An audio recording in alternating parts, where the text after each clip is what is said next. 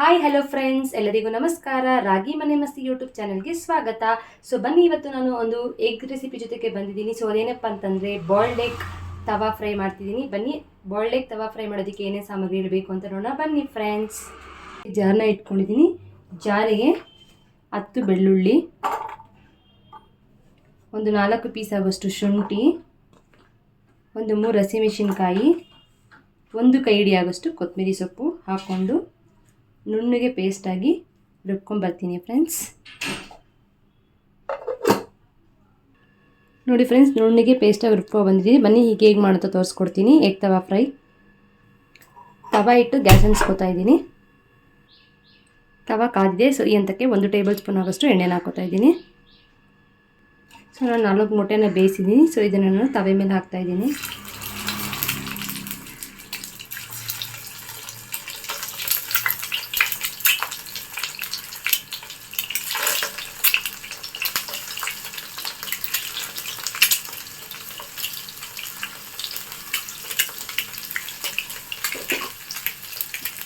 ಈಗ ಇದಕ್ಕೆ ರುಚಿಗೆ ತಕ್ಕಷ್ಟು ಉಪ್ಪನ್ನು ಹಾಕ್ತಾ ಇದ್ದೀನಿ.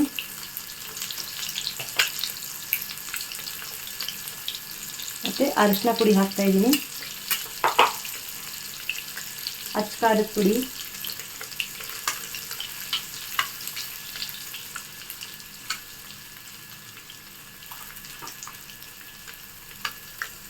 ಇದು ನೀಟಾಗಿ ಇದು ಮಾಡಿ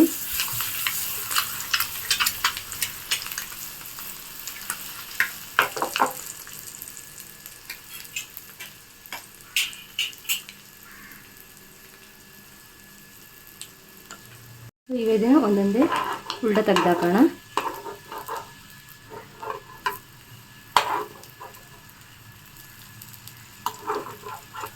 ಬಣ್ಣ ಬದಲಾದರೆ ಸಾಕು, ಎಗ್ಗದು ಅಲ್ಲಿವರೆಗೂ ಫ್ರೈ ಮಾಡಿಕೊಂಡ್ರೂ ಸಾಕು.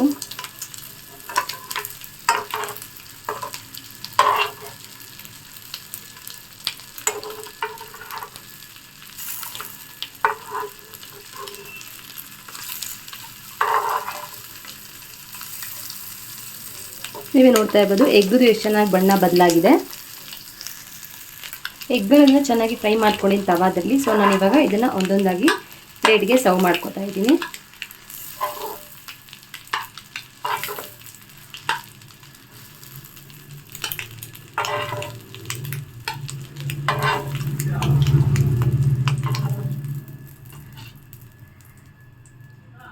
ಸೊ ಇದೇ ಪ್ಯಾನ್ಗೆ ಇವಾಗ ನಾವು 1 ಟೇಬಲ್ ಸ್ಪೂನ್ ಆಗೋಷ್ಟು ಎಣ್ಣೆನ ಹಾಕೊಳ್ಳೋಣ.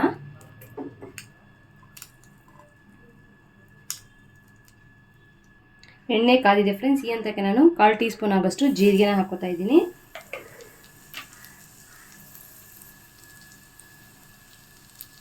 ಇದನ್ನು ಚೆನ್ನಾಗಿ ಫ್ರೈ ಮಾಡ್ಕೊಳ್ಳಿ ಜೀರಿಗೆನ. ಈಗ ಇದಕ್ಕೆ ಕಟ್ ಮಾಡಿ ಇಟ್ಕೊಂಡಿರೋ 1 ದೊಡ್ಡ ಈರುಳ್ಳಿ ಹಾಕೋತಾ ಇದ್ದೀನಿ. ಹಾಕ್ಕೊಂಡು ಲೈಟ್ ಬ್ರೌನ್ ಕಲರ್ ಆಗೋವರೆಗೂ ಫ್ರೈ ಮಾಡ್ಕೊಳ್ಳಿ.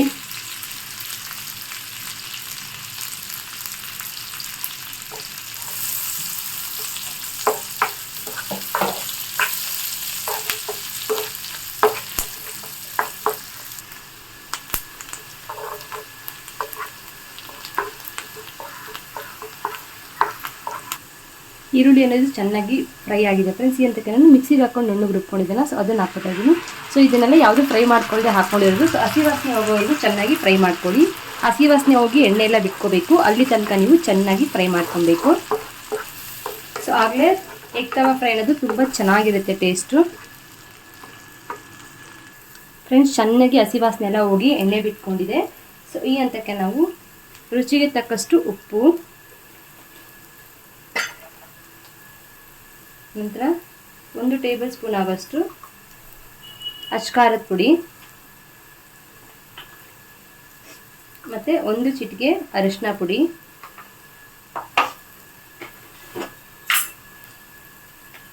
ಮತ್ತು 1 ಟೇಬಲ್ ಸ್ಪೂನ್ ಆಗೋಷ್ಟು ಧನಿಯಾ ಪೌಡ್ರ್ ಹಾಕ್ತಾ ಇದ್ದೀನಿ. ಹಾಕ್ಬಿಟ್ಟು ಚೆನ್ನಾಗಿ ಮಿಕ್ಸ್ ಮಾಡಬೇಕು.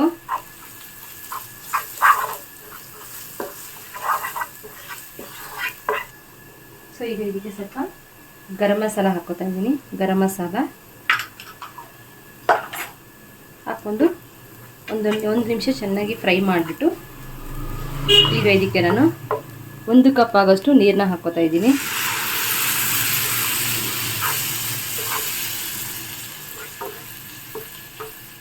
ಚೆನ್ನಾಗಿ ಕುದಿಬೇಕು, ಅಲ್ಲಿವರೆಗೂ ಒಂದು 10 ನಿಮಿಷ ಕುದಿಯಕ್ಕೆ ಬಿಡಿ.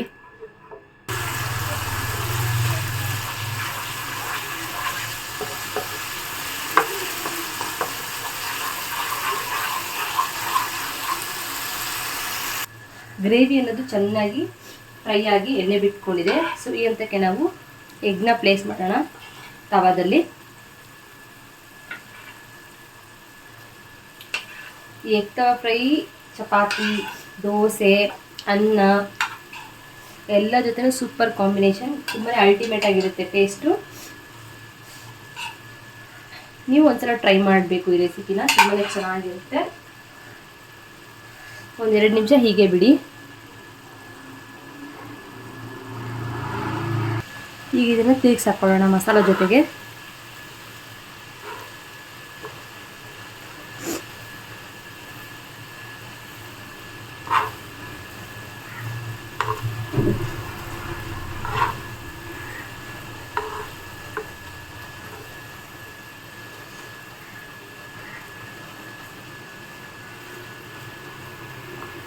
ಒಂದು 5 ನಿಮಿಷ ಆದಮೇಲೆ ಮತ್ತೆ ನಾವು ಉಲ್ಟಾ ಇದು ಮಾಡ್ಕೋಬೇಕು.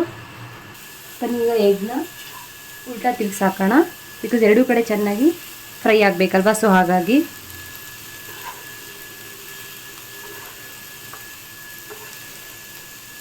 ಟೇಸ್ಟ್ ಅಂತೂ ತುಂಬ ಅಲ್ಟಿಮೇಟ್ ಆಗಿರುತ್ತೆ ಈ ಸ್ಪೆಷಲ್ ಬಾಯ್ಲ್ಡ್ ಎಗ್ ತವಾ ಫ್ರೈ.